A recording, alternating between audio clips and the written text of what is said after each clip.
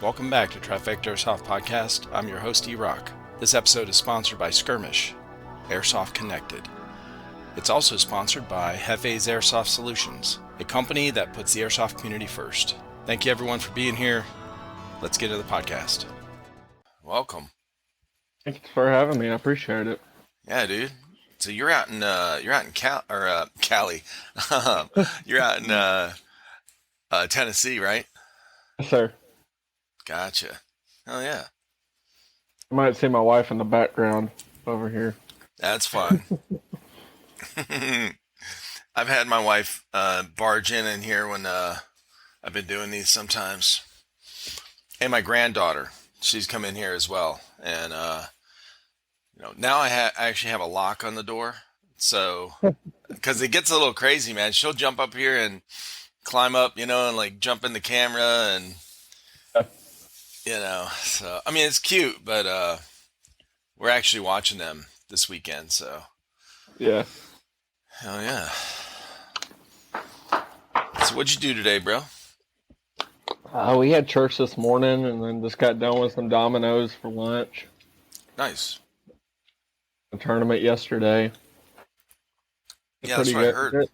Yeah, I did all right yesterday. So you guys, there was a tournament, Nashville Airsoft, right? Yes, sir. Gotcha. And because I saw the post where one of you guys' teammates got married, right? Got hitched? I did. And then, yeah, I got married. Me and her got married in June of last year. Yeah. So we're going to D.C. in July for our anniversary. Oh, nice. Congrats, dude. Well, who was it? Voorhees, I think? On the Praetorians? That was a Praetorian, yeah. Right. I guess you're not on the Praetorians, right? You're on a different team? I'm the owner for FRA. Okay. That's right. Yeah. Tell us a little bit about yourself. So my name is Chris. I've been a firefighter for about 4 years. Me and my old partner, he ended up moving to Kingsport, Tennessee, which is about 5 hours from me. When me and him, we were on this team called HCA. It stands for His Culture Airsoft, which kind of died out. We wanted to do tournaments and get into speed and stuff. I've been playing airsoft in general for 13 years. And then I'm 25 now, and Okay. and so I've been doing it competitively for about 3 to 4 years. And so me and him wanted to get into doing SpeakyB, and so we were both like, well, we're both firefighters, we're both partners, or used to be, and so I've never seen a first responders based team before.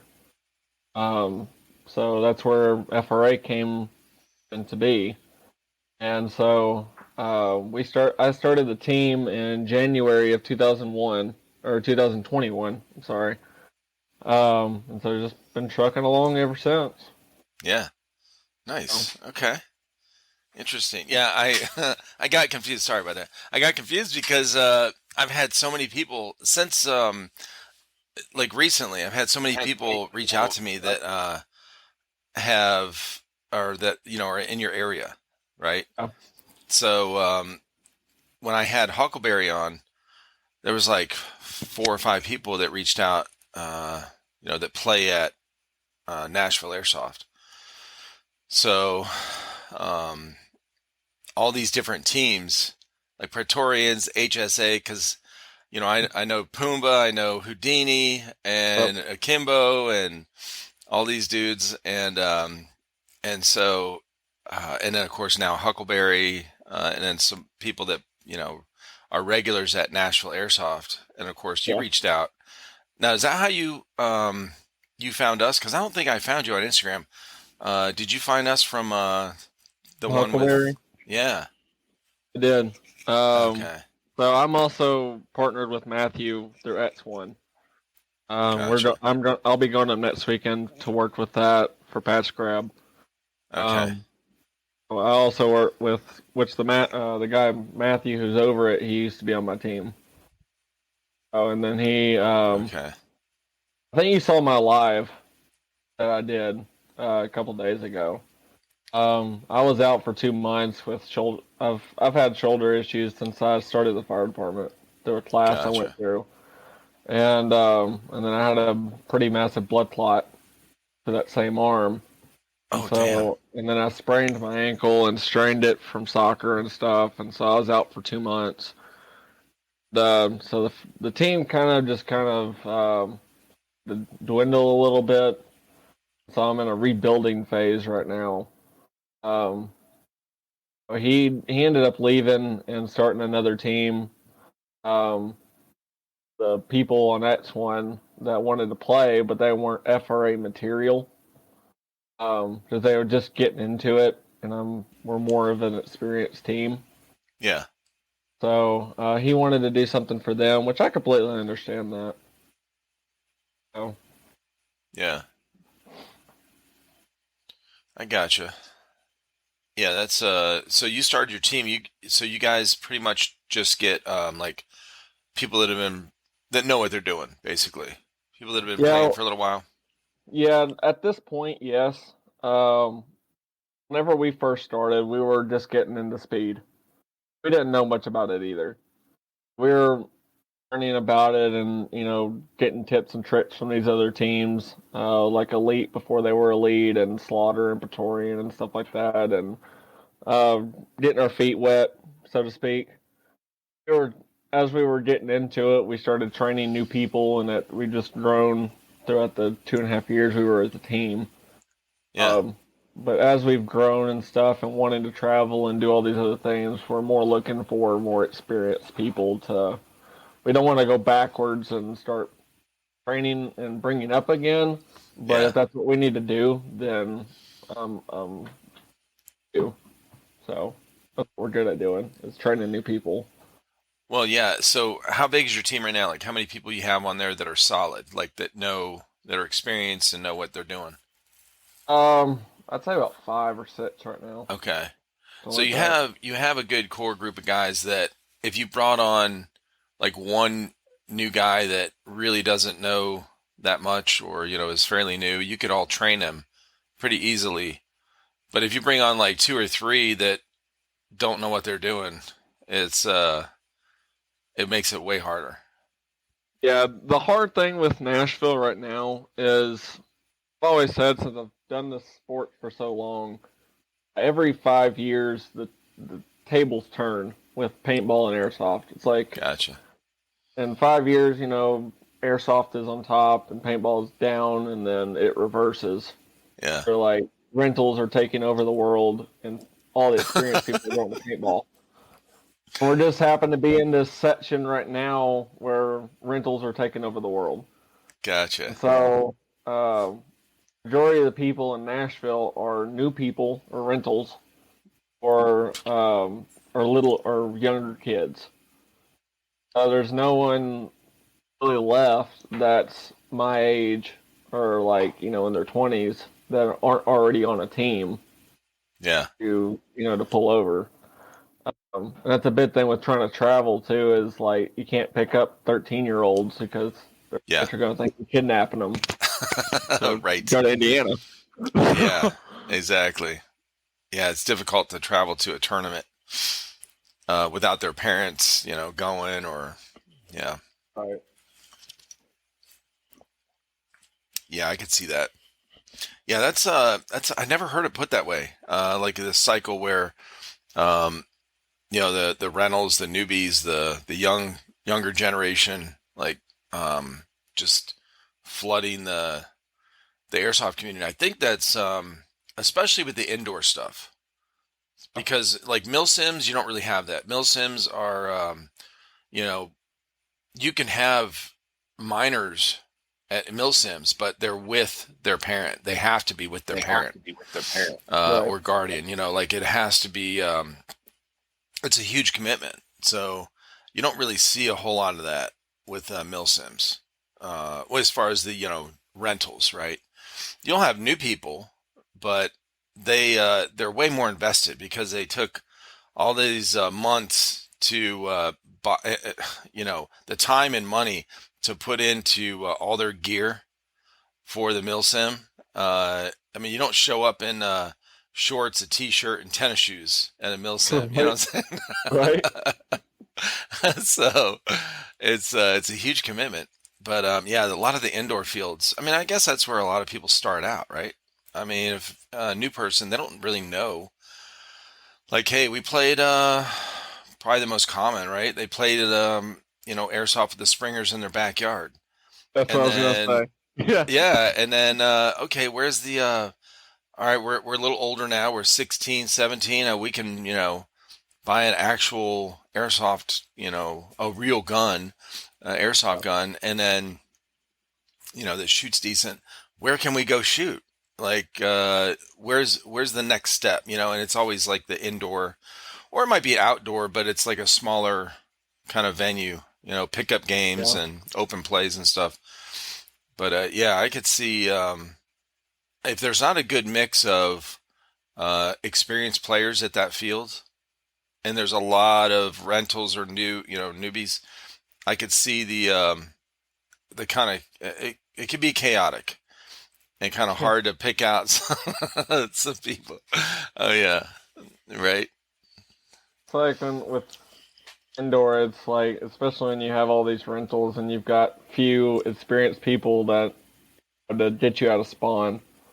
It's like probably the most irritating thing is whenever you hit a rental, they're out way out in the open, and you hit them two or three times, and then they're like, "Oh crap!" and then they duck back into cover and then start shooting at you. Like it just makes you like head like slap Like, yourself in the dude, head. these aren't warning shots. We actually hit you. That means you gotta call it. Okay, get the fuck out. You're out. Okay, you're out. That's not a warning to go back into cover and keep shooting. It, It's funny. it, it's like my guns. Like I said, I've been doing this for about 13 years, and so I don't go and spend like $1,500 on a monk. How Like dare you? You I'm you sorry, need I to. just don't. You need to. And All I've crazy heard how since I started these podcasts, basic guns are shit, and if you don't spend 2 grand on a freaking gun, then your gun's probably shit. Okay, it just blows me away, man. Like when my boys start getting into this, and we're talking, and they're like, "Yeah, this gun's probably gonna shoot crappy because it was only $280." I'm like, "What? What?" Like, bro, to me that's expensive. Like that shit should work, well, you it's like know? my guns. Like if I went and sold, like I like for tournaments, I use it's a Wolverine Inferno that's been completely decked out, and then I have a Fusion that's been Nice. completely decked out. If I went to go sell them, I could easily get $1,000 for each one of them. Yeah. I spend that much to build it? Absolutely not. No. Like I know how to play the game with trades and deals and stuff, and still get like good equipment, make it just as good as a monk. Right. So just with basic tech experience and knowing how to play the trade game. Yeah. Like my Fusion, like I got brand new, but I traded it for another gun. It was way less. I got really blessed with it. Um, I put way less money into get or for what I traded for it.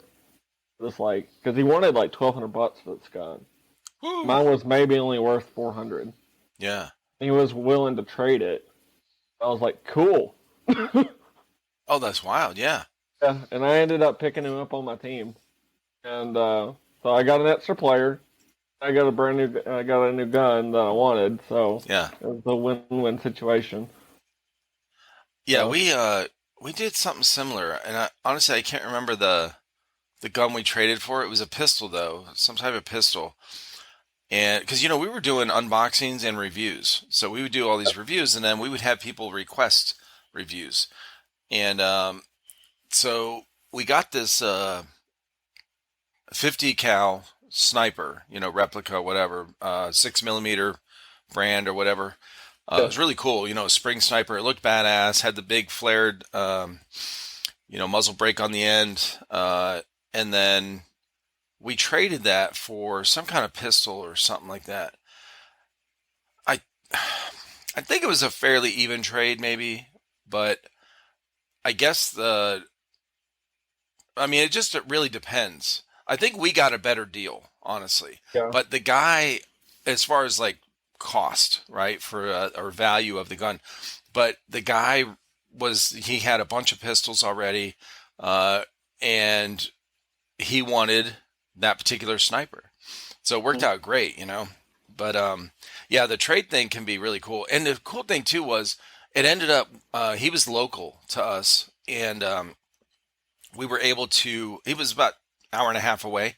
We were able to meet at an airsoft field called Airsoft Columbia, and they're no longer around right now. They're opening up a new field soon, but so we met there and we made like a night of it, right? They went and played, and I got to meet a bunch of people. I took a bunch of pictures. I actually made a video for our channel about Airsoft Columbia. It worked out really good.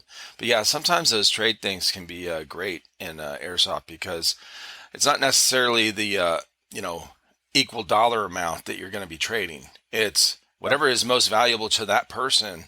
Like if they haven't been able to get this one particular thing, then that's how it goes. Oh yeah.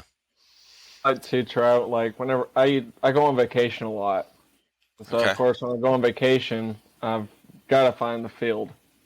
It's just like I have to on the itineraries. I have to find a new field I've never been to. So like when we're going to How's your DC wife? How's until your wife with that? She like, oh my God, you're looking for a field when we're on vacation?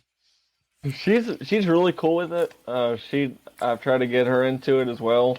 Yeah. I built her an AEP that she really likes. Yeah. Oh, Um, nice. which she's a girly girl, so Yeah. she's like, I want it pink, I want it bedazzled, it's got to be all the, like shiny and stuff. And Yeah. so I had to paint this AEP like pink, and she wants me to put it bedazzled and stuff on it, and I'm There like, you go. whatever you do, you boo.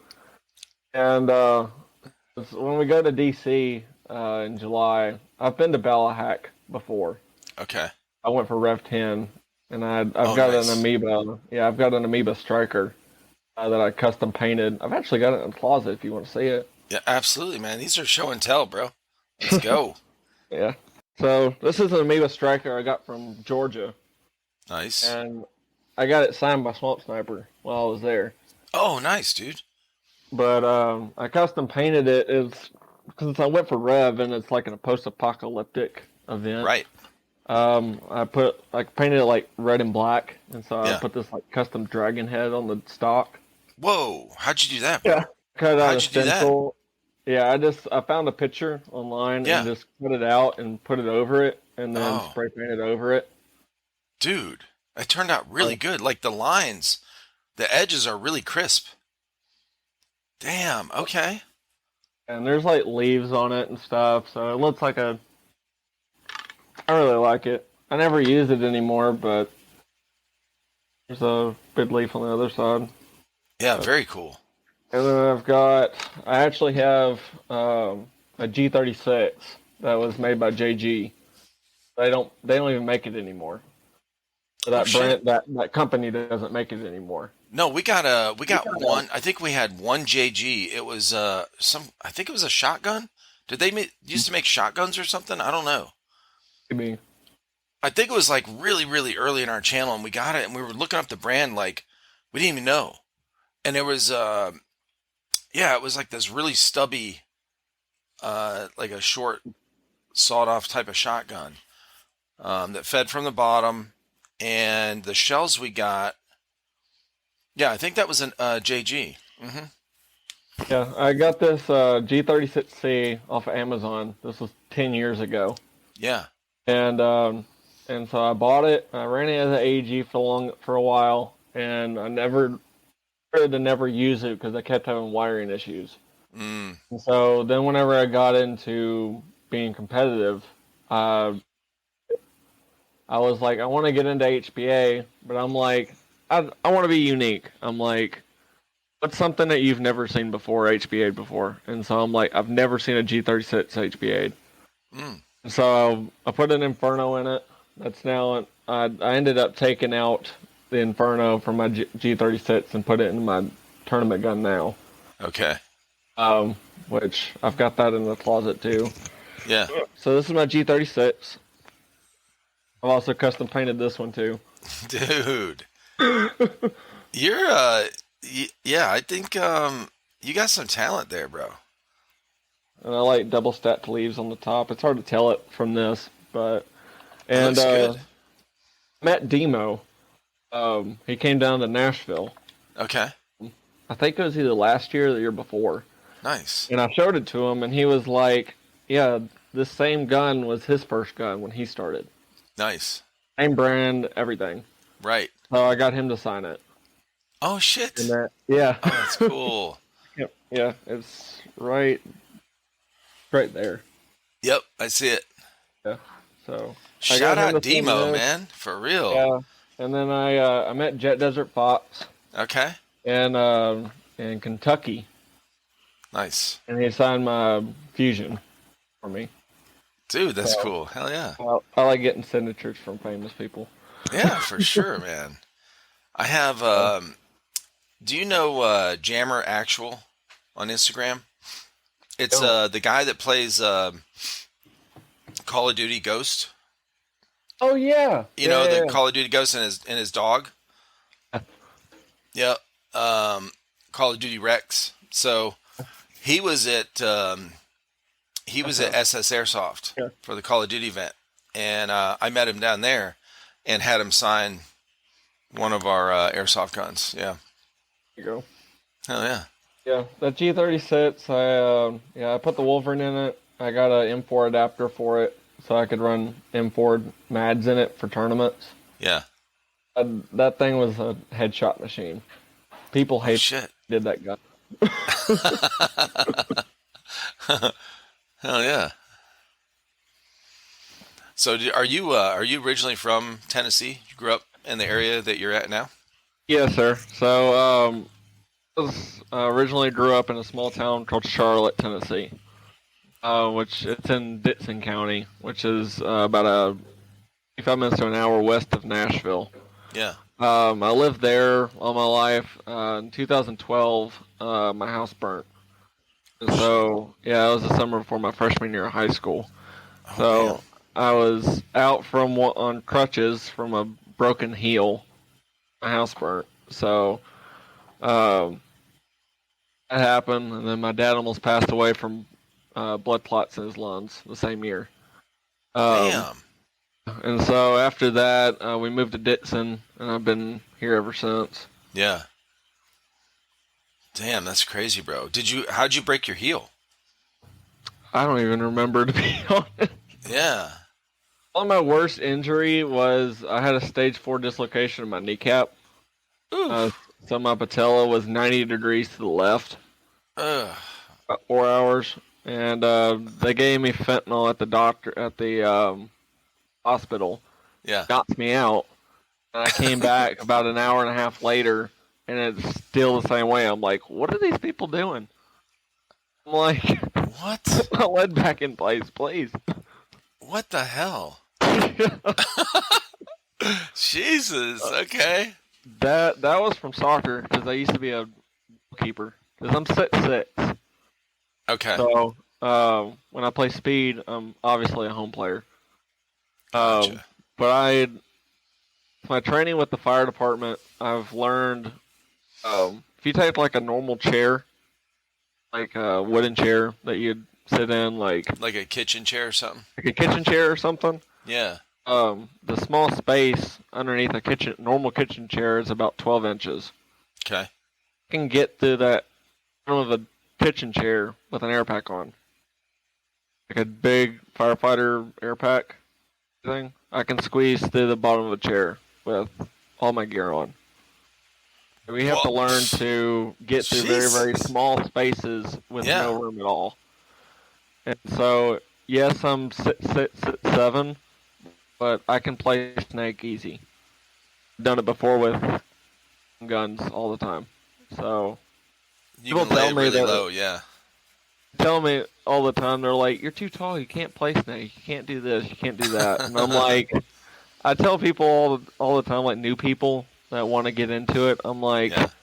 your body might not like be optical for this position, but it's the way that you adapt to it to make it work for you.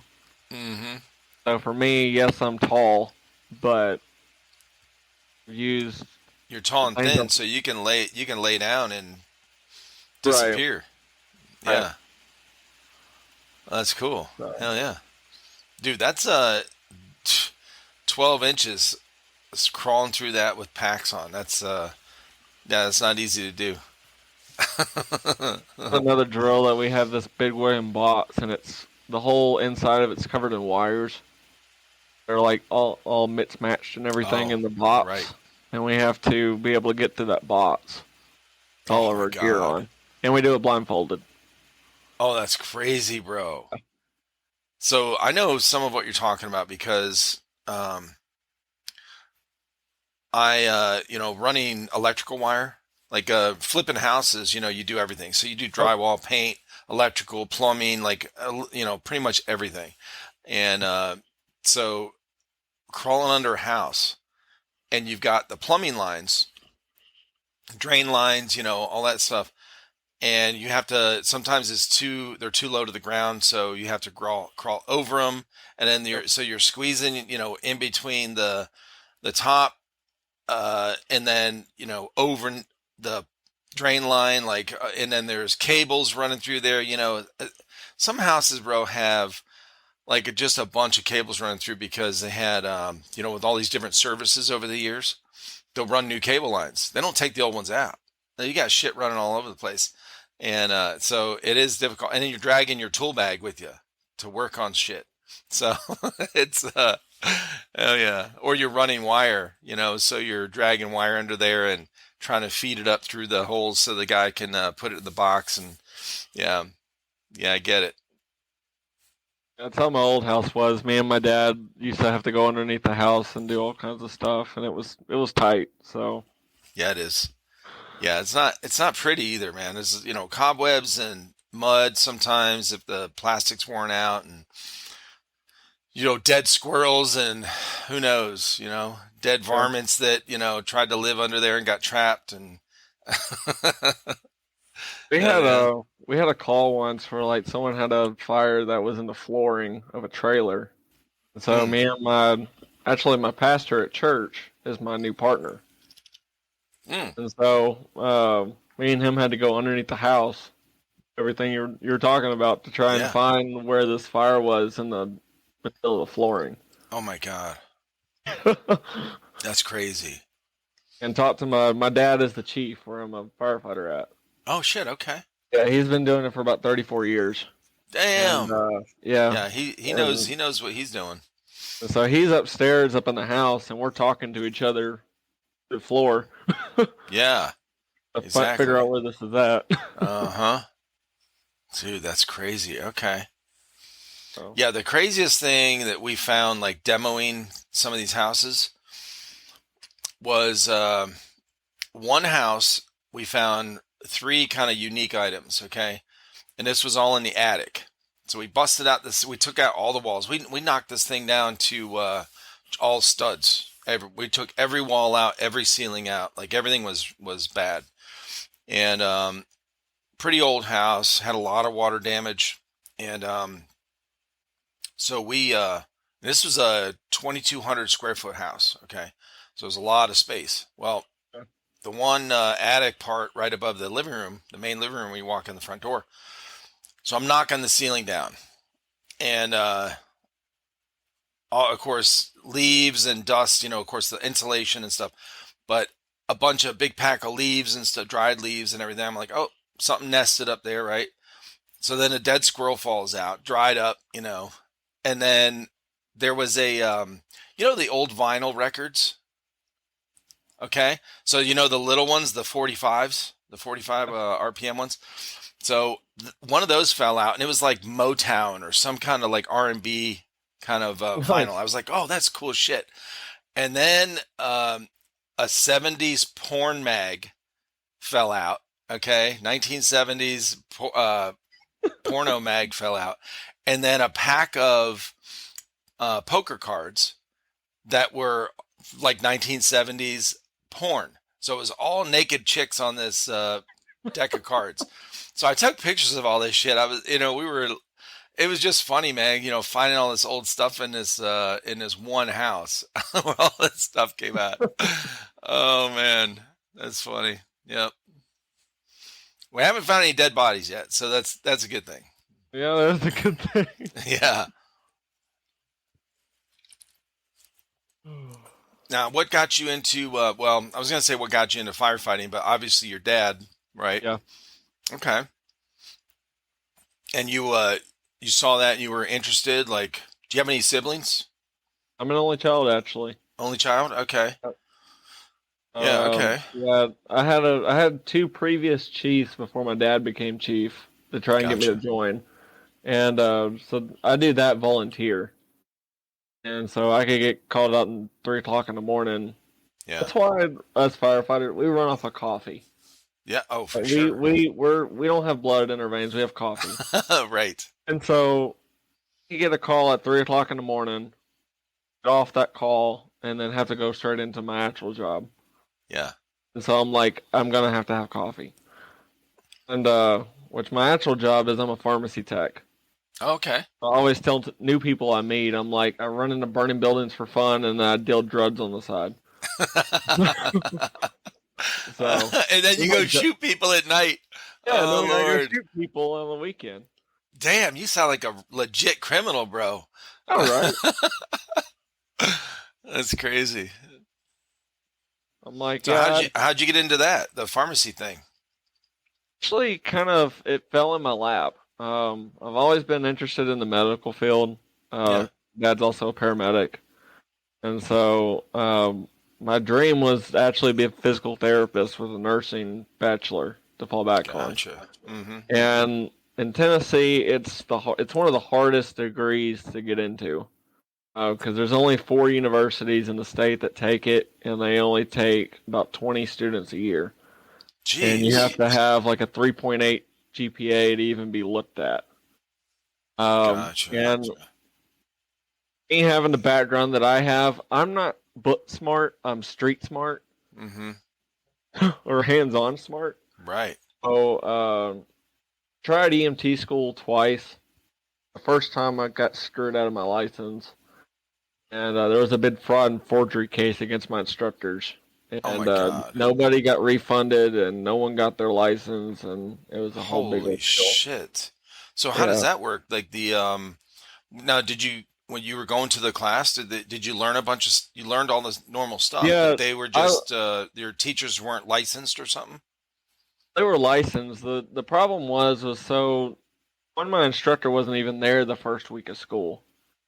And then Yeah. whenever he got there the second week, he was like, "Hi, I'm such and such. I've done this for this long. I don't care about you as much as you don't care about me." So it was just really, really unprofessional. Yeah. And he didn't really teach us much. Gotcha. But I still got stuff out of it, of course. Mm-hmm. And whenever the second semester hit is when COVID started. Oh. And so all the book stuff, like we were supposed to learn, was all supposed to be the first half of the semester. Uh-huh. And then the second half was supposed to be all the skill stuff. Right. Since the second half was all when COVID started, everyone went to, Zoom calls. Zoom calls, yeah. Yeah, and so the only time that we were able to do the skill stuff was for like an hour session once. And we all had to go up separately. It was one at a time for like an hour or two to learn all these skills. Yeah. And every other class was on Zoom call. And so it was a nightmare. Yeah, I that's went rough. through that, and then last year I went back through it again. But it was a much more accelerated class. Okay. And so that was a nightmare as well. Mm. They had just lost their director the year before, and so they had a new person come in and do it. Oh shit. And I had like 8 different instructors, and nobody was on the same page. Oh my God. Yeah, it was a mess. uh, the lady who came in that did my pharmacology lesson for EMT school, Yeah. the paramedic and a pharmacist. Okay. So I got to relate to her a lot, Right. and I gained a lot of knowledge from it, which I'm kind of like the Nashville medic or medical person when I'm there. Gotcha. Had Man, I've had like MCL tears, ACL tears. I've had one guy or one kid went into a diabetic ketoacidosis. Oh shit. Um, Several different medical things that's happened at Nashville that they're like, they as soon as something happens, they come and yell for me, Yeah. and they're like, so I'm the medical person for that. Whenever I travel and stuff, I'm the medical person for all the teams there. Oh, So that's good to have though, like on the airsoft field. yeah, Especially if you do like outdoor stuff or big tournaments, like outdoors where it's hot, you know, right. because a lot of people that play, they think, I don't know where this came about. Maybe they're watching too much. I don't know. I don't know where it came about, but apparently a lot of airsofters don't know that to stay hydrated, you need to drink water or Pedialyte. And they're like, oh no, Gatorade and energy drinks. I'm like, Me drink some bro, Dr Pepper. yeah, what the hell? It's now there are some flukes out there. Like this guy I served with when I got back from overseas. I was stationed at Pendleton out in Cali, and one of the guys I was stationed with in our company, and he was a lot older than us. So I was 21 when I came back from overseas. He was like close to 30, which to a 21-year-old, that's fucking old as shit, right? He's old man. And so Well, thank you I for your got, service. oh yeah, man, of course. What'd you do? And I did, so I met this dude, and his last name was Johnson. We all went by our last names. And he would he was scrawny as hell. Okay. He was about 5'9", scrawny as hell, smoked like a chimney. I mean, like a legit, real chain smoker, lighting the next one with the previous one. Okay. Like he never used a lighter because he was always lighting it with the next one. He constantly, it was like 3 packs a day. Um, all he drank was Dr. Pepper, and he liked it warm. Okay, the dude was from Oh, Texas. He taught me how to catch rattlesnakes, and he was fucking great at it. Okay, fearless uh, as hell. Just look, his skin looked like a leather bag. Okay, just rough and wrinkly, like no hydration. I was like, dude, you want to put some lotion on yourself or what? You look like you're about to blow away like in a dust. Okay, but we would go out for PT, for the training, and for our tests, we would have to run 3 miles. We do push up or pull ups, sit ups, and then run 3 miles. Okay, in a certain amount of time. He beat everybody in the company. I'm talking everybody. He always got the highest score. The highest score was 18 minutes or less for 3 miles. Okay, he would win. He would be smoking a cigarette at the starting line, flick it, or twist it out, put it in his pocket, go, beat everybody. By the time we all get there, it's like he's standing there smoking a cigarette, drinking warm Dr. Pepper. He never drank water.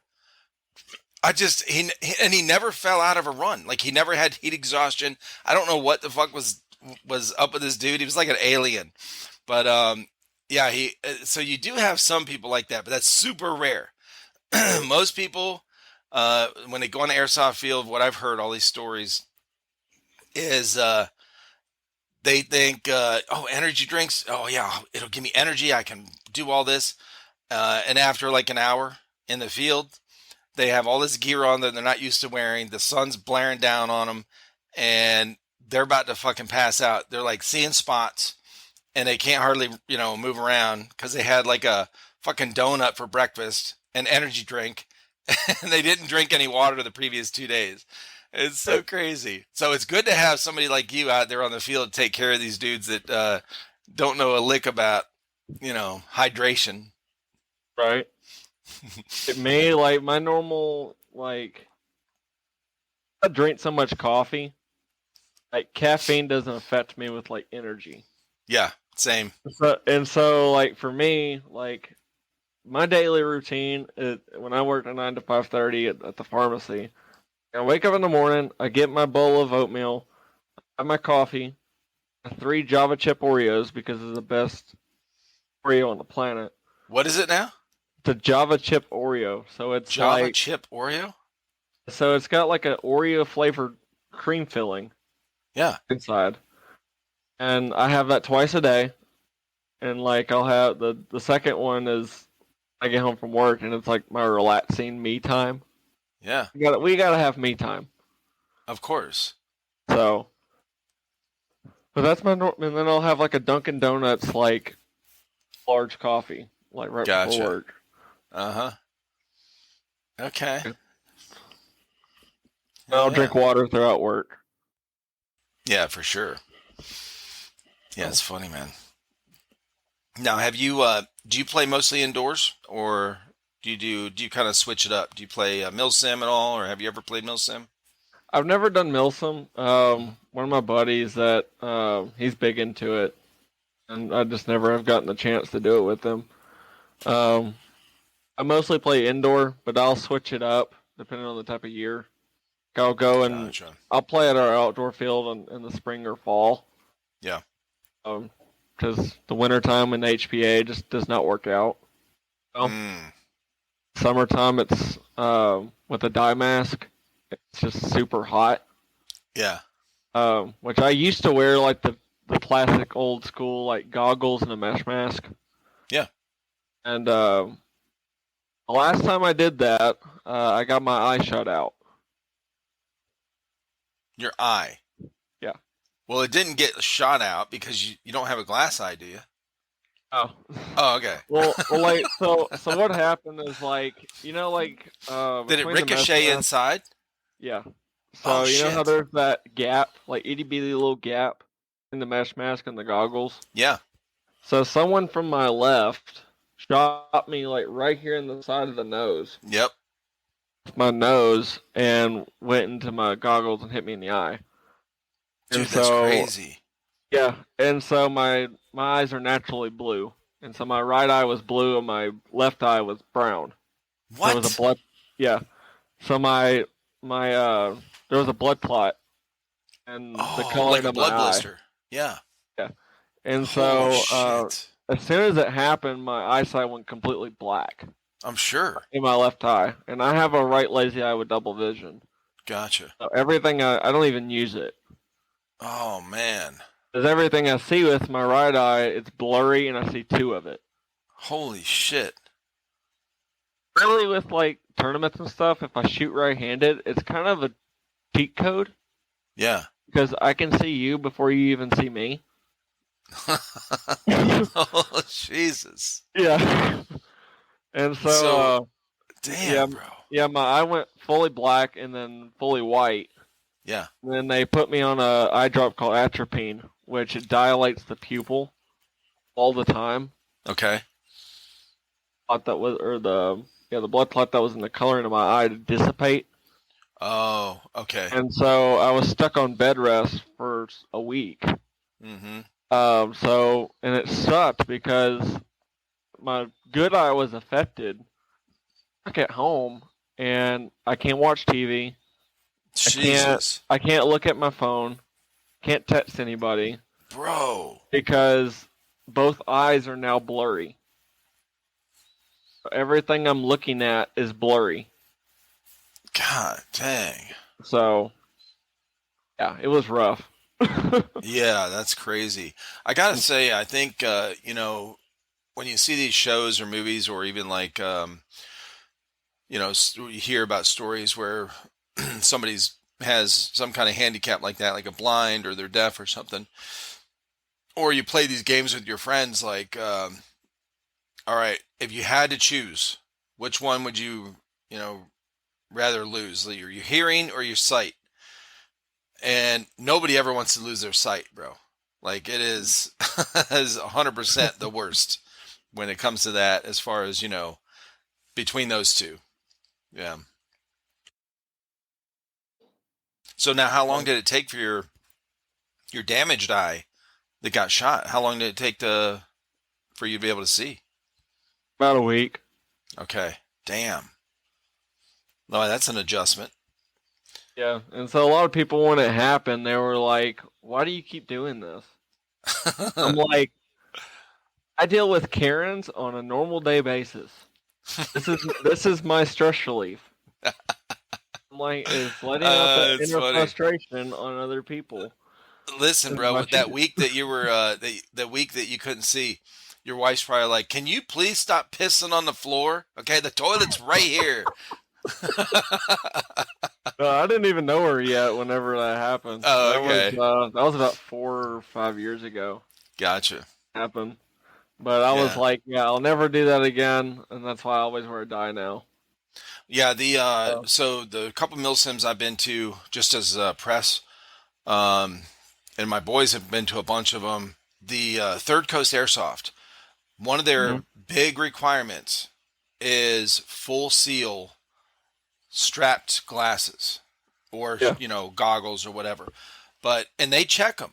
Like you can't have big gaps. Like it's got to all right. be, the seal has to touch all the way around. And there's somebody that I saw over the last couple of days that have been posting. It's somebody I've had on the podcast. He's been posting from the field where he went to. He was talking about his Mhm. field. He was, really good guy. But in the video, the goggles he has, they're pretty big and they're flared out, and the sides right here, they don't touch his Yeah, temple. So there's this giant gap you can see in the video that he's doing, and I'm going, oof, bro.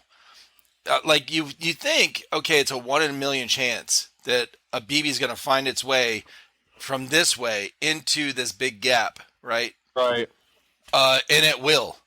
I don't Yeah, know what it is. They're like, I think BBs, airsoft BBs, are like, they. I don't know if they can sense human skin, but they always fucking find it. I was talking to somebody and they're like, yeah, the one day I didn't wear gloves, I got my knuckles just wrecked, and I'm like just barely peeking out, and they just, or I was, what was it? This one guy had some injury on his wrist.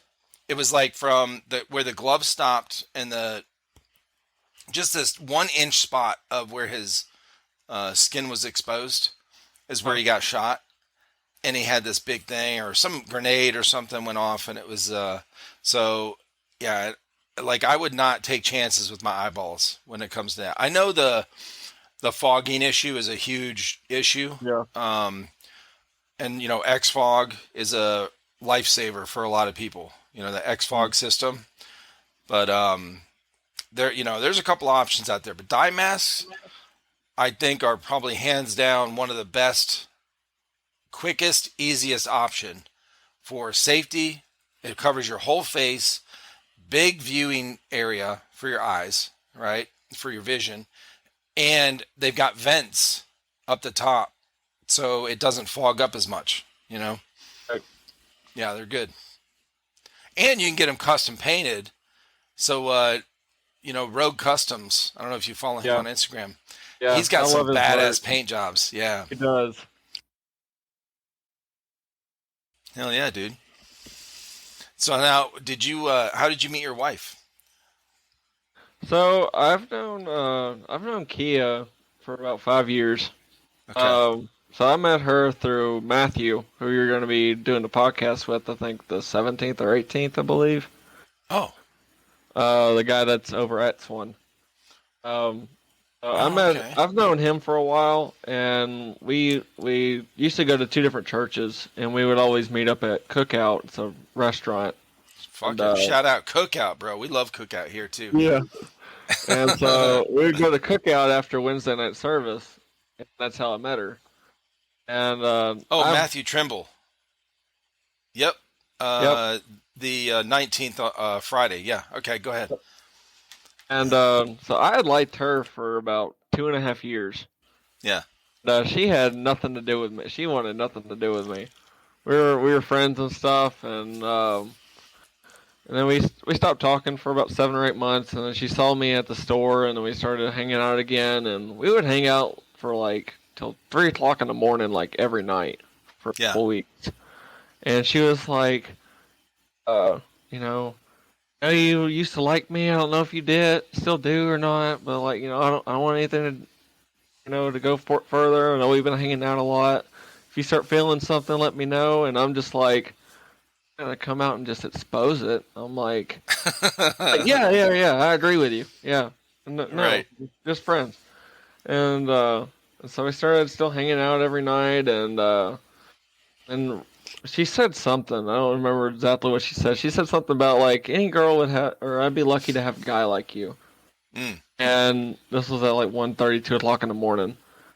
And I'm like, well, he's out there somewhere. I don't know where, but he's out there somewhere.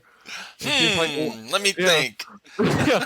And so she's like, what do you mean? I'm like, you say you didn't want anything. And she was like, get in the car. So we talked for like another You hour and got a to learn half. how, this is, you got to pick up on what they're laying down, man. This is like, they're being coy, okay? Like, that's the game, all right? It's okay. It's like, yeah. We dated. We dated knowing to get married. And so the way I proposed to her is I took her on her first family vacation with my parents to Myrtle Yeah. Beach. And she'd never seen a lighthouse before. And so I took her out to the middle of the ocean on this island and proposed to her out on the beach on this island, Oh, shit. out in the middle of the ocean. So Damn, look at you being yeah, romantic. Hell yeah. so That's we cool, got dude. we got married last June. Okay. So Awesome. That's cool. Yeah, it's always like, it's funny, the game, like, you can't admit in the very beginning of a relationship, that you real like you're a little.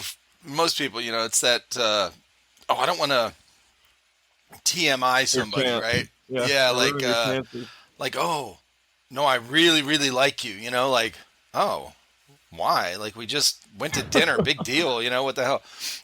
So there's always that chance. So there's always that game. Oh my. What, you like her? No, man, I don't like her. What are you talking about? Oh yeah, it's funny how we do that as kids, and we still do that as adults. Because sometimes a new relationship, you're not really sure how the other person feels, and if they're not going to be too honest, then you don't want to be too honest. So it's a process. Yeah. Now, my wife and I, we were we met in high school, and we hung out for some from the time we graduated high school in June of that year until I went to boot camp in October. And then she went to college. I went to the military, and I came home from boot camp. She actually came to my graduation, so we hung out, some more. Then I went to Japan for a year. So when I went to Japan, I was like, "Hey, look, we're 19. You just go do your thing. I'll do my thing. I'm going to be gone. This is before the internet. This is 1990. Okay, so no Yeah. internet, no video calls, nothing like that. So it was all handwritten letters um, that take a very long time to get over there. So it was we just kind of lived our own life apart. And then when I came back, then we kind of we're like, so you want to hang out? Yeah, let's hang out. We still felt that way after all that time apart. So to me, for both of us, it was kind of like we jumped right in, you know. So just a few months after I was back from overseas, I proposed to her. But yeah, that was, sometimes when like if there's that chemistry with somebody, you just Mhm. know, man. Yeah. It's hard to like not know, really. Yeah, my parents have about the same love story as you and your wife do. Okay. Um, yeah, my dad was my mom's first boyfriend, Oh wow. and yeah, and so he lived about an hour away from her. Okay. They did the letters and apes Mm-hmm. and stuff thing as well, Yeah. and they only, I don't remember how long they dated. It was like 3 months or four Yep. months or something. And they just knew. And they got married, I think, at 20, I believe, Mm-hmm. like that. Yeah, So, it was different, man. Like the first date we went on, I came home and my dad was like, "So how'd it go?" And I was like, "That's the girl I'm gonna marry." And and I found out later on she had said the same thing, you know, to her parents. So, and we had both dated other people in high school, and of course, you know, I went overseas, and you know, we were with different people before I came back, and I think it really for us it made it like even though I was with other people, I never felt the same way that I did with her. So, right.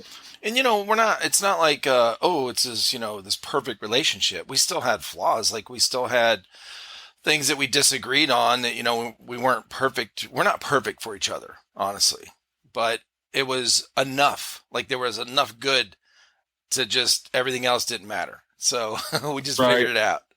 You know, we just figured it out. Like sometimes I feel like people make it really complicated. Um, and I'm like, it's really not that hard, bro.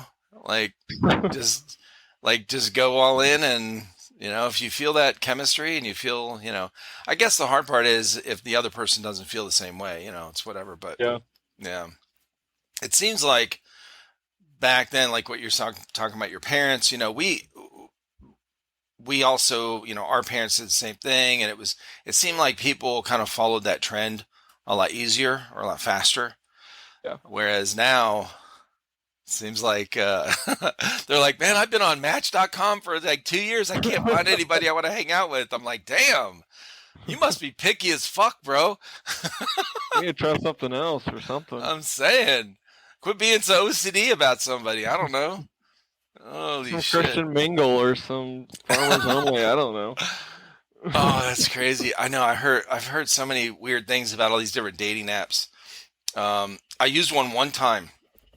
My wife and I split up years ago, and obviously we got back together. But well, I split up. I used that one of those. I don't even know what it was. Okay, it was whatever the easiest one was, where you didn't have to go through a whole fucking test Oh yeah. about your personality. Okay, I was like, bro, I took all these tests before the military. I don't want to, no, whatever. So, and then getting out too. But I think it was like Plenty of Fish or something like that. So I met up with this lady at a bar, and she was fresh out of a relationship, which you know, I understand, you know, people on there. She was very nice. We had a few drinks, and there was nothing there, man. Like no chemistry. And it could have been the timing. You know, she was just really. She talked about her ex the whole time. So Oh. which honestly didn't bother me. It was at least it was conversation. It was just I just didn't feel like any kind of draw, right? Right. Good person, just it wasn't. She wasn't for me. So she left, and that was the only time I ever used a dating app. And, I was like, "Hey, man, I'll just do it the old-fashioned way. You know, if I want to meet somebody, I'll just go out, hang out, get around people. Like you got to get out of your house. You know, Right. go meet somebody in person." But yeah, it was fine. But my wife and I are back together. We're good. You know, and we enjoy hanging out. So we don't always agree on everything, but that's so minor now, especially after being together. We've been together 30 years, so it's a long Oh. time. So our little spats now are like nothing compared to, you know, because we're just like we already know each other very well. You know. Yeah. Yeah. And they always say the first year is the hardest. Mm-hmm. We went through a lot of ups and downs with ours and still trying to Sure. figure out things and just challenges that have come personally for both of us and For dealing with sure, them and man. stuff. So, Like, look, the two things, okay, in the first year of marriage, you got to get right. So somebody's going to have to give in. You cannot compromise on these two things. How you squeeze the toothpaste tube, either from the middle or the bottom, okay, and how you put the toilet paper roll on the fucking toilet paper thing, okay. If you put it where it's going out the back, then you're fucked up. It's wrong. Okay, you got to put it coming out the front. If you squeeze the toilet paper or the toothpaste thing from the middle instead of the bottom, you know, where you roll it up and stuff, Yeah. and keep it all nice and neat. If you squeeze it from the middle, you're wrong. You got to do it this way. You got to do it from the bottom. Okay, if you can't agree on that, your relationship's going to be fucked. I'm kidding. My wife does the toilet paper roll opposite. She does it the wrong way, okay? And she squeezes the toothpaste thing from the middle. Oh, dude. I can't believe when I think back on our first year marriage, like that was the thing that bothered me a lot, you know? Oh, yeah. This episode is sponsored by Skirmish, the future of airsoft gameplay management. Are you ready to take airsoft to the next level? Skirmish's innovative gameplay solution keeps players and spectators engaged with real-time updates. Capture objectives, detonate targets, medic, and more at skirmish-enabled fields. Skirmish tracks every action so you don't have to. Review past games, action by action, and follow your progress in national rankings. Phones are not required. If you want to find out more, head to skirmish.net and check out episode 157 of this podcast where I talk with the owner of Skirmish about how it started and how it works. Stay connected, my friends. This episode is also sponsored by JefesAirsoftSolutions.com. Are you looking for a company that puts the community first? Look no further than Jefes Airsoft Solutions. Their founding principle is to offer a way for players of all types to get the greatest experience possible. Their passion is to make a difference in the airsoft community and serve each of their customers with the utmost respect. Be part of the conversation by joining hundreds of fellow airsofters in their Discord server. Here you can find out about upcoming events, sales, giveaways, and more. Don't wait any longer. Join today and start enjoying all that Jefes Airsoft Solutions has to offer. Together, we can make a difference in the community. Use the code TRIFECTA10 and save 10% on your next purchase at JefesAirsoftSolutions.com. Some exclusions apply. So, what's your guys' biggest struggle so far this past year? Little things like that in your relationship. I wouldn't say like little things. Toilet paper thing. It's back and forth. Sometimes she does it the back way. Sometimes it's on the front. But I think it's mostly, if it's been struggles with things, it's just been like personal things between the two of us. Yeah. Or like for us individually, and just being for each other with the hardships of it. Gotcha.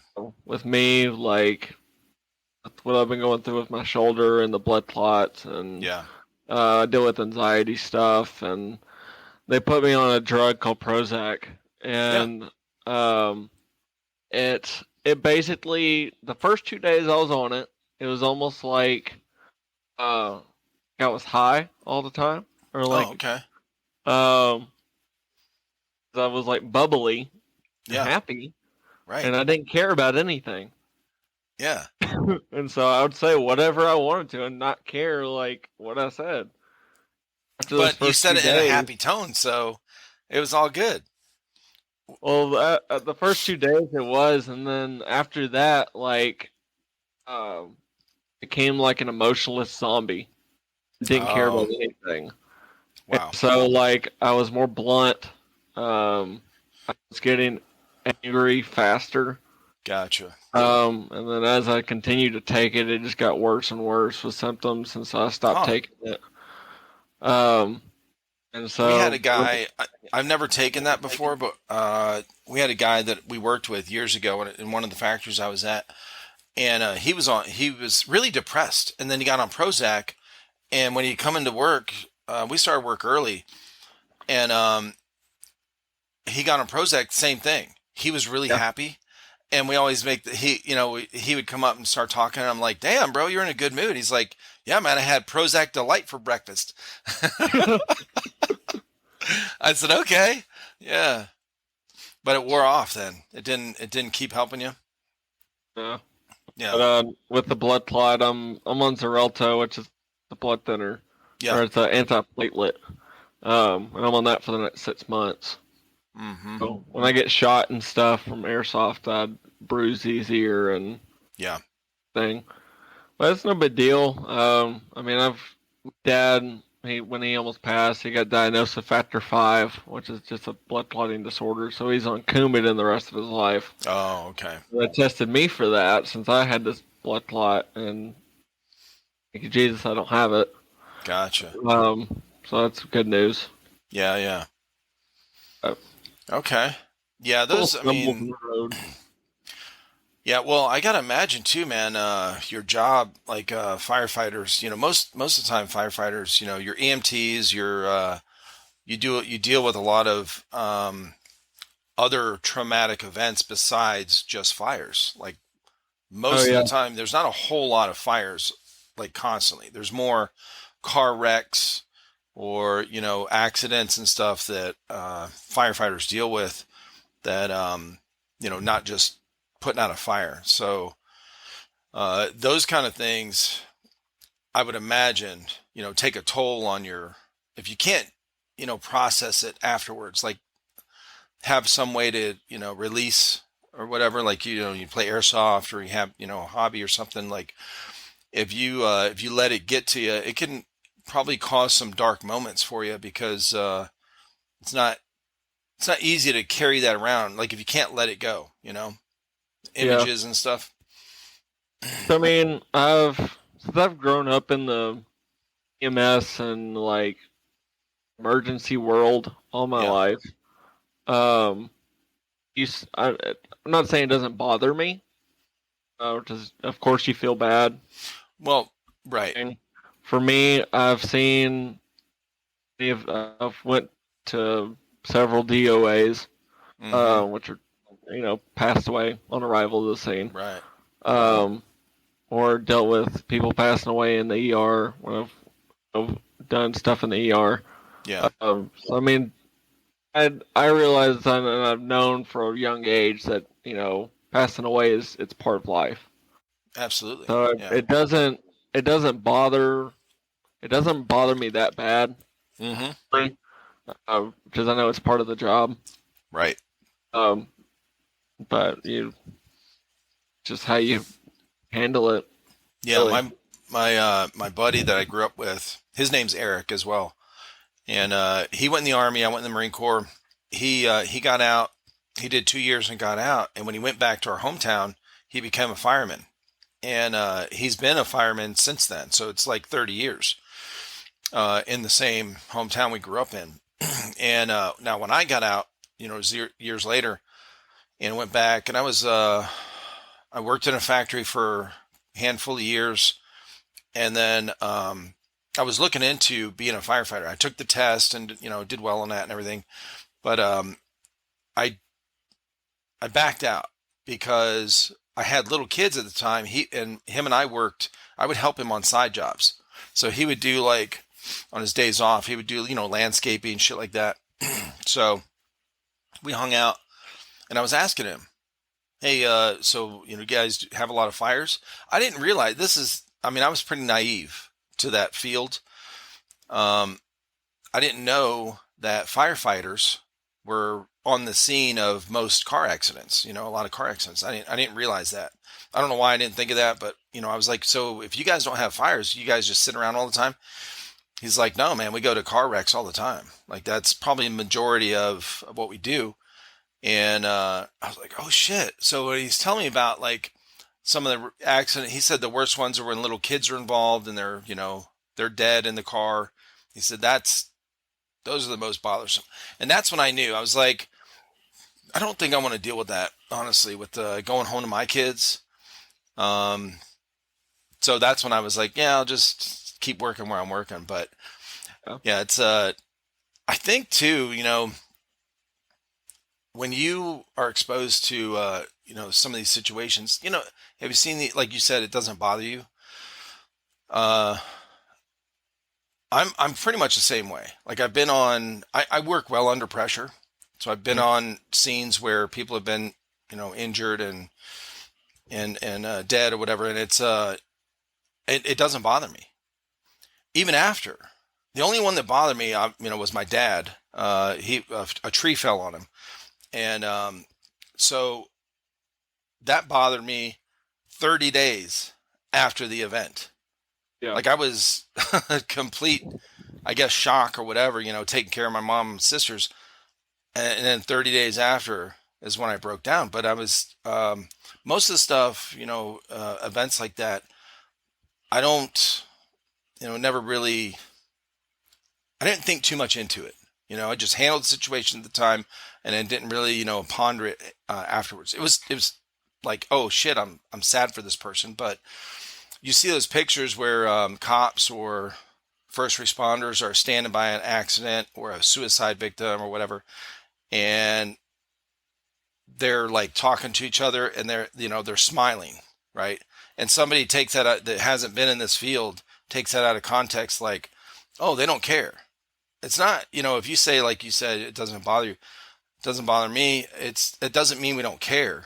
That means Right. I'm not going to have a nervous breakdown about it. it it sucks to And see, but right, it's like when I had that kid at Nashville that had that diabetic ketoacidosis episode. yeah. His blood sugar was 600. God Normal, damn. the normal level is between 90 and 120. Right. And this kid, it was 4 o'clock in the afternoon. The only thing he'd had all day was a monster, Yeah. and he's supposed to take a short acting insulin 3 times a day and a long acting in the morning. Gotcha. And he hadn't had any insulin, and he hadn't eaten anything all day, and all he had was a monster. And he was playing Mm. airsoft, and he was seizing and uh, like had he was just like Yeah. it's like dead weight basically. Right. And so if you can't handle the big situations, you can't handle the small ones. Right. And so that's why it's like whenever I'm at Nashville, I'll have all these other players like crowding me, be like, "You need to do this, you need to do that," and have no idea what it actually is going on. Mm. I'm like, "Ace, let me do my thing. Let me take care of it. If I need Yeah. something, I'll holler at you." Now, did this kid have a known issue or something? Did he have an EpiPen on him or did you have one? I don't carry one on me. They're Yeah. prescription only. Oh, Um, okay. and so, which in this case wouldn't have done anything Oh, because that's it was not? not for diabetic ketoacidosis. It's when your blood sugar's way too high, so Oh. your I'm thinking of body's not. anaphylactic shock. Okay. Yeah. So, Gotcha. his body didn't have any insulin to cope with the So sugar. what did he, yeah, so how did you handle it? Or Had to how do call you get somebody out 911. like that? Yeah. I called 911, deal with the seizing issue. So he doesn't Um, choke on his tongue or something. and so got him in the floor, laid him on his left side. So if he did throw up or whatever, then Right. he wouldn't choke on it. Mm-hmm. Had him call someone, call 911 to come take care of it. You deal with the patient with the time that you have with them. You get as Yeah. much information as you can. Which he had medical history of autism and diabetes, Oh, okay. Yeah. and this kid was like 14, God, that sucks. and I'm like, what's the mom doing? Yeah. I'm like, yes, this is a teenage kid, but he's also very autistic. Like, you can't always trust them to be able to take care of themselves in their own meds all the time. Right. I'm like, that's part of your responsibility as a parent. Like, you got to make sure your kids have their meds, or this is going to happen. Yeah. Like a Um, backup plan too. Yeah. right. Mm-hmm. So, Mm. just I Yeah, I'll handled. bet everyone's freaking out, but they were glad you were there. Yeah, this is so a lot of these mill sims and stuff, these guys, there's a lot of chance for injury because some of these mill sims are the AO that they choose. It might be an abandoned mall. There's one going on this weekend in North Carolina that a bunch of people I've had on the podcast are at right now or have been at this weekend that I forget what part of North Carolina it's in, but they're in an abandoned mall. And things like that, man, you don't know. There's, glass. There's, all kind of things, some stairs, like somebody could fall over the railing, you know. You have to prepare for a lot of different things that could go on. And these guys that set up these mill sims, they've got to have EMTs on site. You know, they've got to have like special, whatever it is, extra water. They've got to have certain things that you could give somebody to kind of bring them out of some situation they're in, to help them until the real guys, the professionals get there, Yeah. like for real. Yeah, it's, it can be dangerous, but yeah, that's good that they got you over at the field there. Yeah. I had another guy in Kentucky is having a seizure. What's Which that? well, you've got different types of seizures that are caused by different things. Some of them Mm, are, something a chemical imbalance in the brain usually gotcha. that causes most types of seizures. Hmm. So a pseudo seizure is usually stress related. Gotcha. When you get so stressed that you start to seize. Yeah. But it's not. Is it like No, restricts blood flow and stuff yeah. typically from the stress? Yeah. Okay. And so this guy was having a pseudo seizure, and it was triggered by this other guy, and so that he had a conflict with, Mm, and so his all of his vitals were normal. His blood pressure was up a little bit, but I had someone call 911 for him as well. yeah.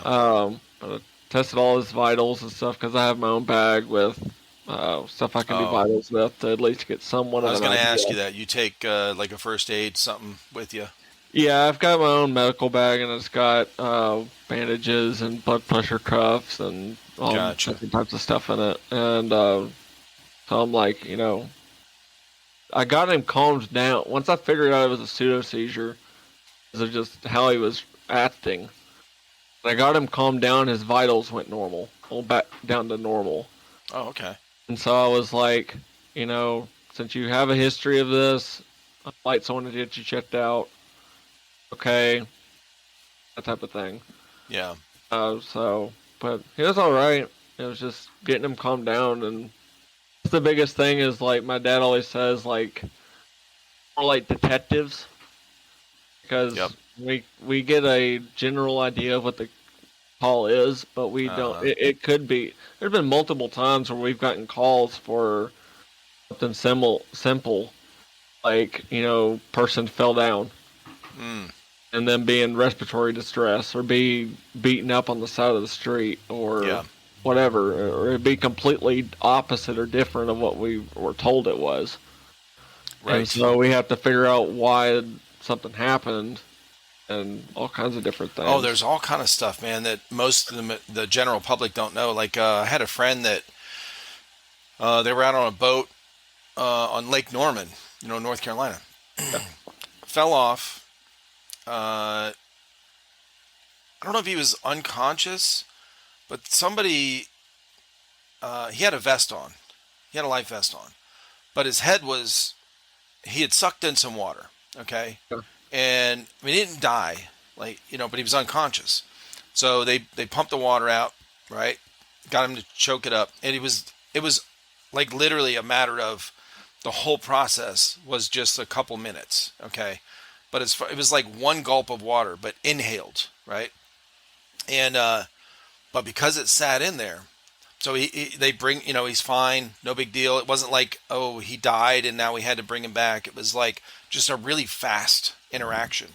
But there's something about some kind of bacteria or something in seawater that if it gets in your lungs and you don't go get it, what do you call it, aspirated, or I don't know, you have to get some kind of treatment. Well, anyway, it sat in there. So the next, I don't know, was it like I think the next day or maybe 2 days later, he was like almost dead. They had to rush him to the hospital. Huh. So it was some kind of reaction that he had from some bacteria in the lake water that gets in your lungs. So anyway, but if somebody gets called to the scene like that, like this is an event, like, oh, we don't know what's wrong. He can't breathe, right? Like, oh shit, what? Oh yeah, 2 days ago he fell in the water. We just got him to choke up the water, and he was fine.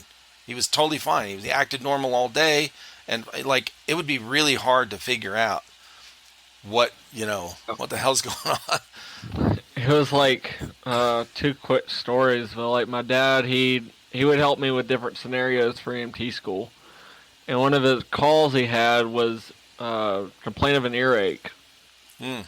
and it ended up being a heart attack. Holy shit. Yeah. That's And crazy. yeah, one call that I had when I was in EMT school because we had to go through rotations and stuff. We got a call for this guy out in the middle of nowhere for a seizure. So they went out, and this was before I was on the shift.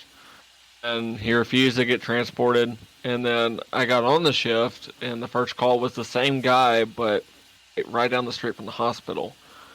And cops were there and everything. And this guy was very combative, and he tried to end up locking himself back in his truck. He Hmm. didn't want to go to the hospital.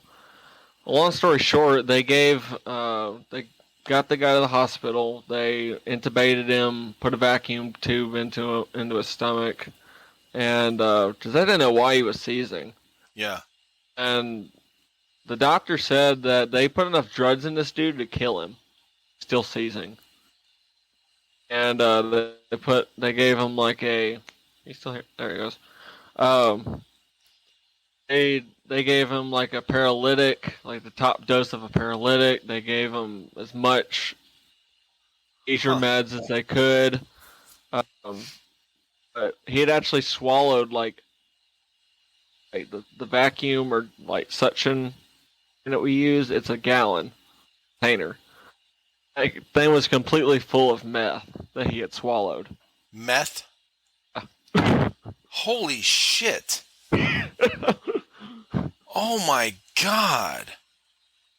He had swallowed a whole gallon full of meth, and that's why this guy was seasoned and being all combative.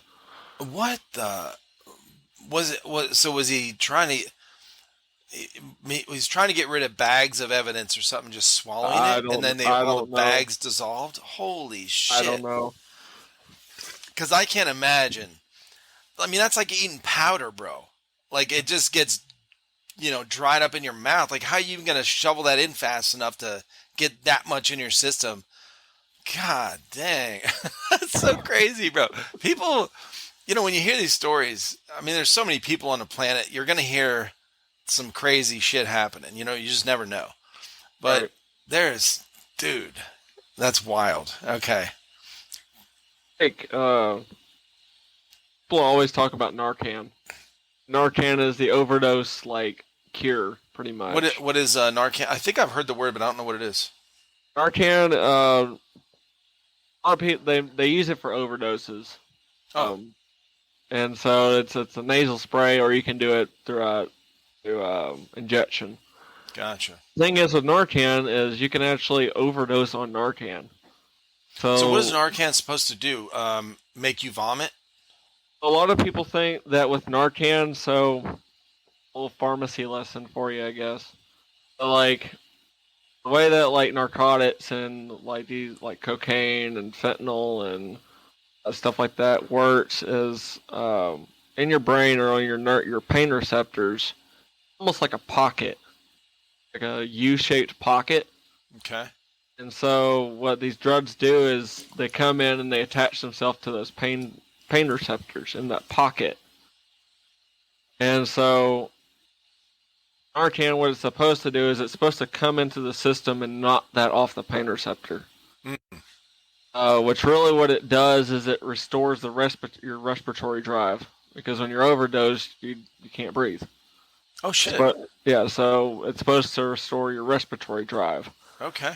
But what ends up happening with usually only give like one, 2 to 3 doses at max. Usually, the thing here, at least here where I live, they give cops Narcan because they're usually the first ones on the scene Yeah. because they don't know what's going on. They just think everyone, that they're overdosed, and so they hit them up with like N plus Narcan Yeah. and end up they're overdosed on some foreign substance, and now they're overdosed on Narcan.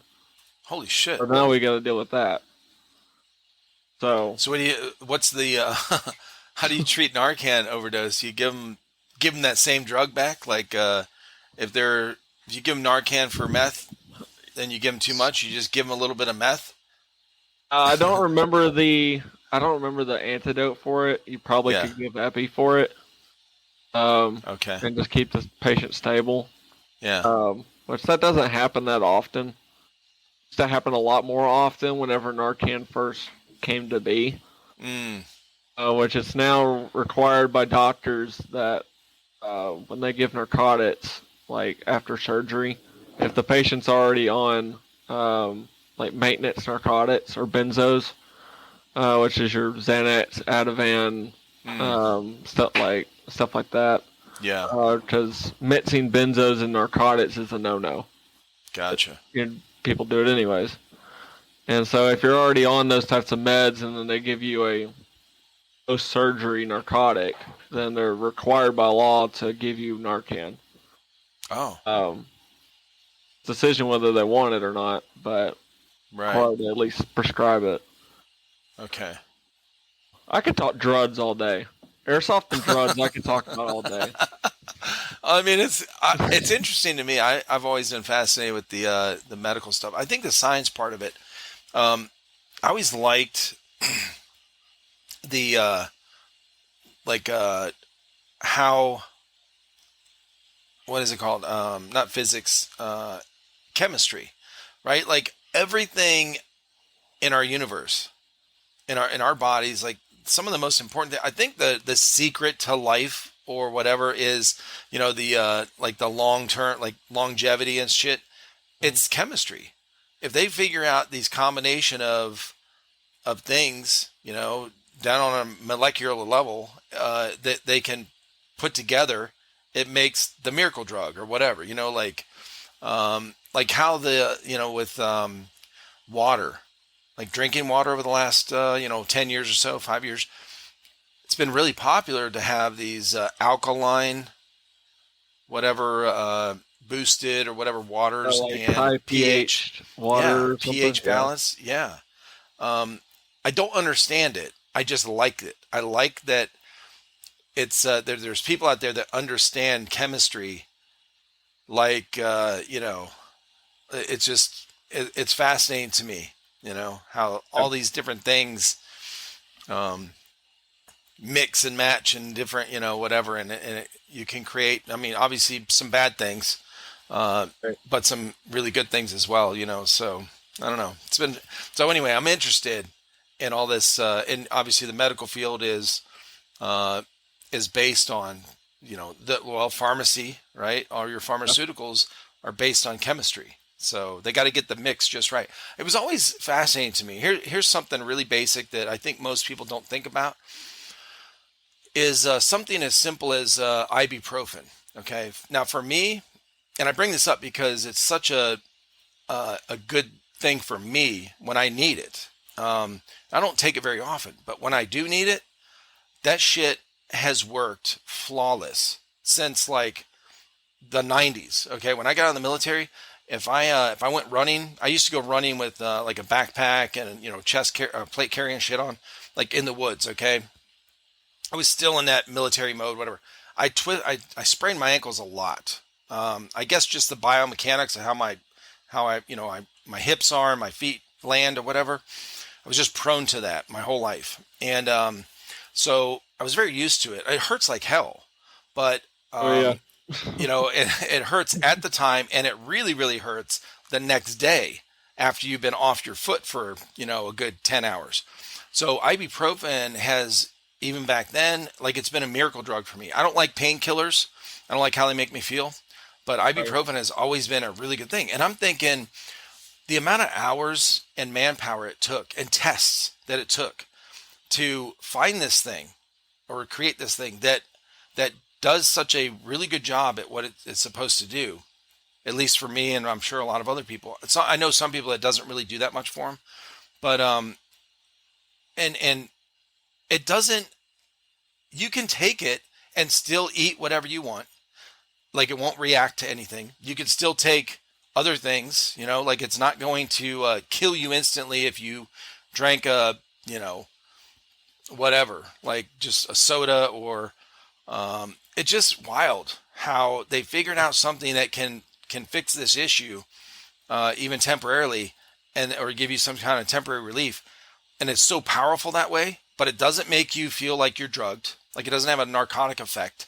It doesn't, interact or, like a bad reaction to anything else I'm taking. Like it blows my mind.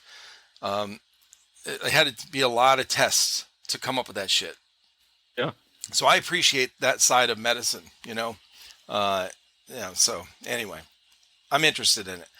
So yeah, I could listen to you talk about that kind of stuff for so. But anyway, back to airsoft. We're Yeah. what is that? Oh shit, dude! I was talking to this guy, and I apologize, everyone listening to this. You guys know me. You know this is how our podcasts go. So many times I'll be talking. I was talking. I can't remember who it was. It was Newsom. And I was talking to him a couple weeks ago, and it was exactly an hour into the podcast before we even mentioned the word airsoft. And he goes, "So we started with it." we started with it, and you showed off some guns. He goes, "So I guess I should talk about airsoft." I said, "Yeah, let's do it." So anyway, yeah, man. So all right, so you play at Nashville Airsoft.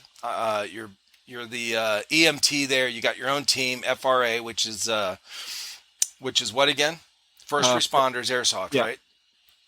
Okay, makes sense. Totally. You guys got a handful of people on your team. You're looking for more experienced players. Okay, so now if somebody is in that area, they kind of have been playing for a little bit, they want to join your team, they don't have a team, how would they find out? Or how would they hit you up? What's the best place to reach you on that? Oh, yeah, you can. I'm the one also in charge of the Instagram account. If you have an Instagram, always direct message me there, or I'm usually at Nashville either every week or every other week. Now that I'm doing X1 stuff, I'm there the second weekend of the month. But you can always message me through the Instagram account, First Responders Airsoft. It's got our logo as the picture. And so if you're interested, yeah, just reach out to me and we'll see what you got and we'll try you out and go from there. Hell yeah. Mostly, I tell everyone that I bring on that I run my team like my dad runs the fire department. Okay. Kind of like you guys in the military. You guys are all brothers and you guys have each other's back. Mm-hmm. And so that's how I run my team. It's like one big family. We've got each other's back, respectful to each other. I try to always, other captain, Landon, he's been with me since I started the team. And, or other people that have been there with me for a year or more. I look for people that they're not going to bring a negative look on RA. Gotcha. Or people that cheat a lot or known for cheating or just being toxic. Yeah. Everyone knows FRA for as long as we've been around as, really nice people. But, we have to go into a final match in a tournament that it's going to be a fair match. Gotcha. They're not going to we're going to try our best, because things happen, of course. But we're not motivated to cheat to try and win something. Yeah. Which we're competitive, but we're also there to have fun, of course. It's like we've only won one tournament in the 2.5 years we've been in the team. We've come very, very close to winning tournaments. Yeah. We've got the finals and stuff. We're not going to go play to cheat or whatever. And so that's the type of people I look for, is to keep the good reputation of team. Yeah. Oh, gotcha. Now, what do you guys? What's your next big event or tournament or thing that you're looking forward to, you and your team, for airsoft? I know that I think there's a 3v3 tournament at the end of the month at Shot Zone. That we got a team going for, and then we're going for X1, or I'm going for X1 next weekend. Gotcha. So I think I just saw a post for the one you're talking about at Shot Zone. Yeah. Okay. Just saw a post on Instagram for them. I've talked to a lot of people that have played it at Shot Zone. I love it. I love Ethan's a great guy. He runs his business well. He cares about the players. Um, and I like the field. Right. So it's on an old indoor soccer field. So Yeah. I'm used to that kind of terrain anyways. Uh huh. And so having paintball bunkers and stuff, it was of course different because I'm used to like the hardcover Yep. CQB. But then once I got to play on paintball bunkers, a lot of people get mad at me because one of the events I went to for 1v1, me and the guy were like on completely opposite sides of the field, and there was a Yeah. huge barrier in the middle. I couldn't even see him. He couldn't see me either. I turned my gun like this, and it curved so much all the way around this barrier and hit him. And I didn't even know I hit him. And once he started walking towards me, I was like, "Oh, okay."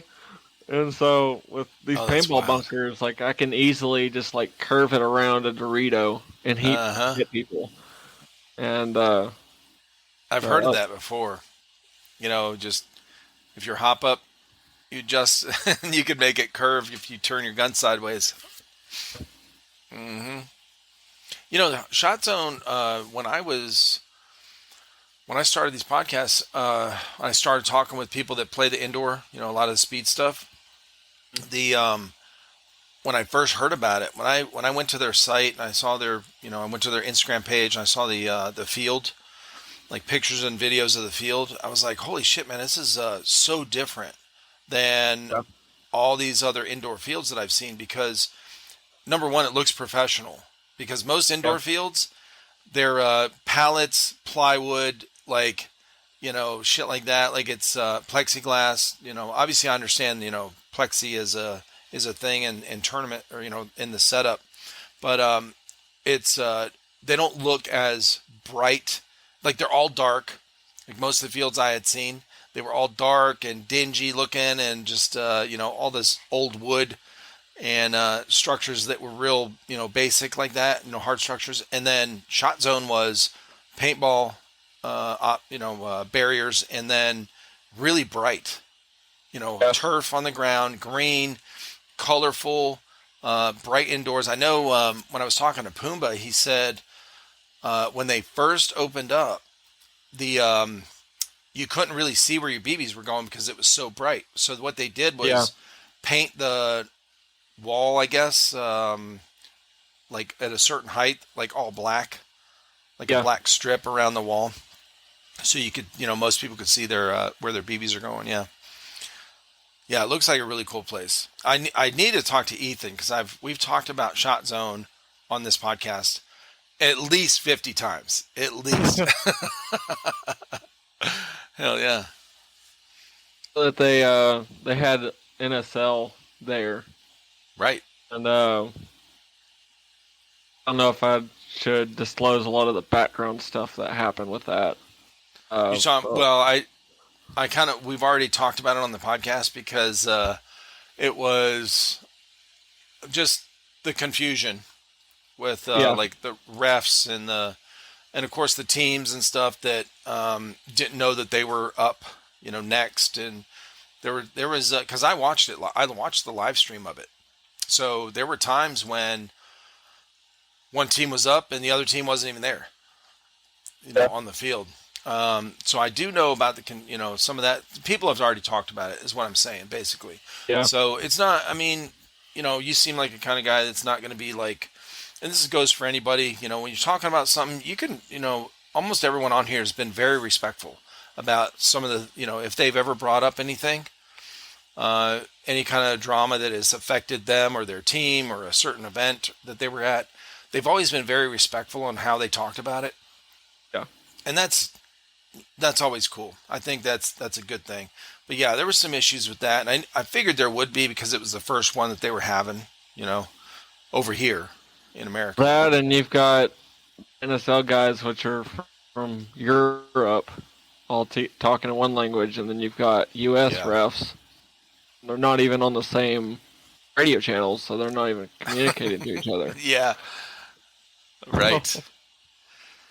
Yeah, I think so. The big obstacle I've heard with a lot of these tournaments is the is traveling.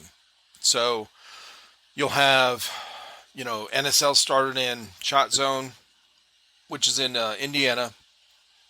Then you've got they went to Tampa, right? CIA Tampa. And Yep. I talked to some people that that were there, and then I forget where it went after that, but they're going to end up Extreme. in Rhode Island. What's that? Extreme. Yeah, Extreme Airsoft, right? Yeah, which is up in where is that? Pennsylvania, Rhode Island? I think so. No, I can't something like that. remember. I can't either. I think it's in that area, like the Northeast. And then It's it's got going a to end really up. nice field, though. Yeah, right. That's what I've heard.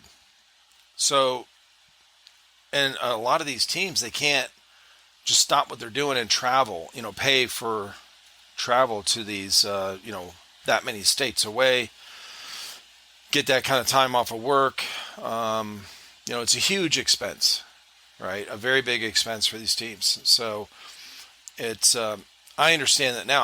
I was thinking there would be like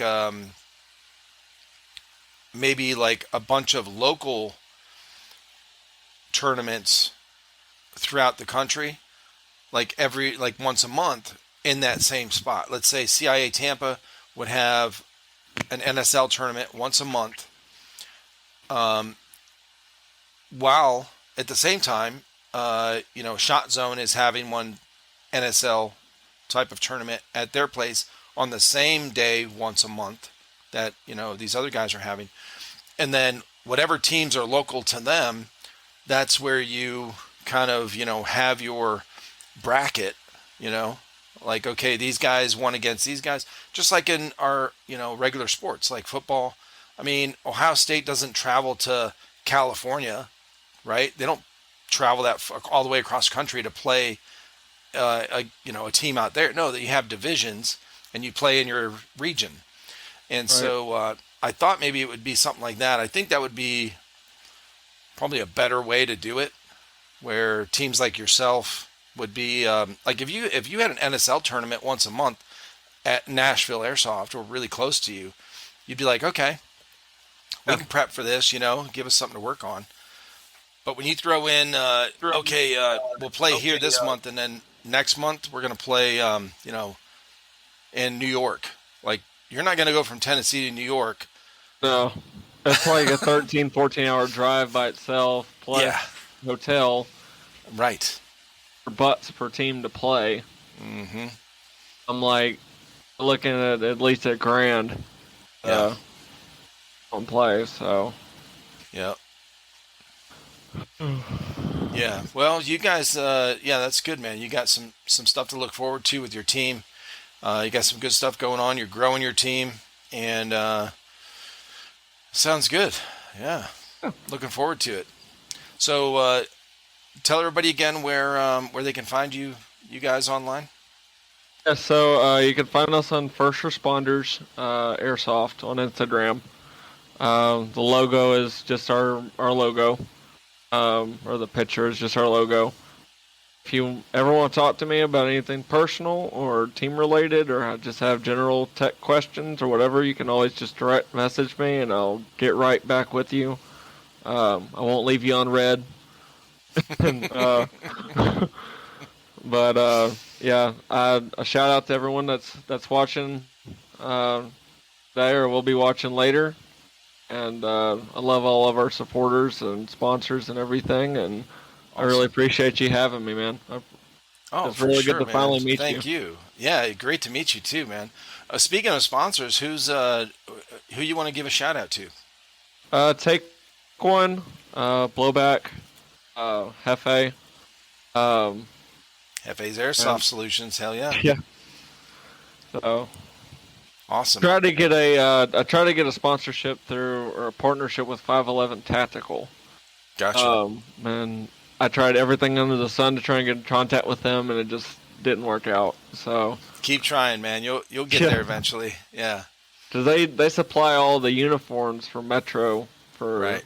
for fire EMS. Like they supply all the Oh, they do. uniforms. Yeah, for Oh, okay. Nashville, they supply all of the uniforms.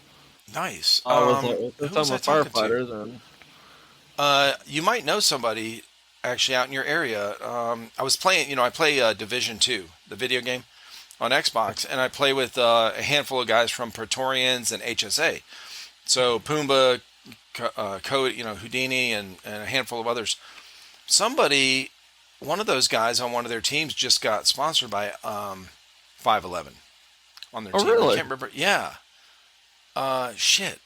Hey, whoever's I'll have to reach out to these guys. Whoever's watching this or listening, if you guys know who I'm talking about, connect these two here so they can figure out what the Please, secret is. please. So you figure out what the secret is. Shout out to 511 for sure. And Yeah. also shout out to my sponsors as well, who sponsored the episodes here is Hefe's Airsoft Solution and also Skirmish. So if you reach out, actually, if you reach out to Skirmish after our cast here, go to his website. I mean, well, you can probably go to the website too, but just message him on Instagram. Oh, Hit him up on there, and if you need the page, I'll send it to you. Find him on Instagram, send him a message. He'll send you a patch. Okay, okay. so yeah, awesome. So shout out to Cool. those sponsors as well, and anyone out there that's been following us this podcast for a while. I appreciate you guys, and we're coming up on episode 250. Wow.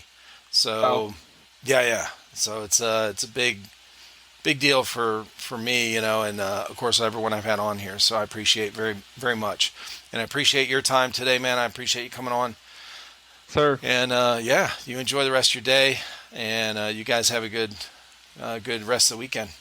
Yep. You too.